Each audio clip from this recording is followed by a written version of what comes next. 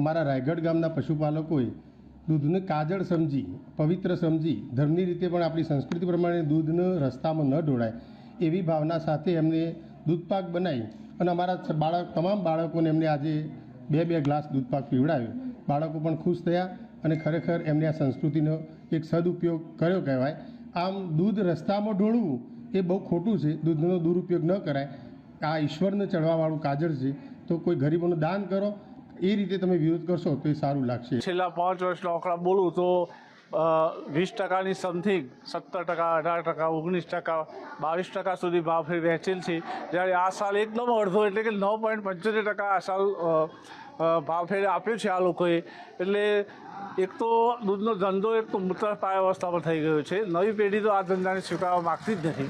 તમામ પશુપાલકોની એક જ ઈચ્છા છે કે હવે આ આયોજકો જે વાયદા કરે છે હવે બિલકુલ ચલાવી લેવા માગતા નથી.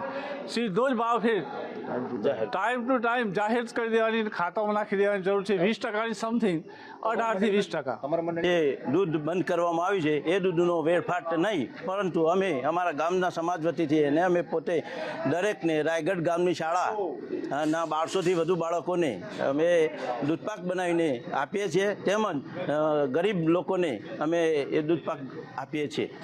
જો પશુપાલકોએ દૂધનો એવી રીતે બગાડ ન કરવો જોઈએ. દૂધને કોઈ મદદગારને આપવું જોઈએ જેથી તેનો બગાડ ન થાય. અને આજે અમારી શાળામાં જે વિદ્યાર્થીઓને જેટલું જોઈએ તેટલું તેમને દૂધપાકનું 2 ગ્લાસ આપ્યા હતા અને જેને ભાવે એટલું આપ્યું હતું.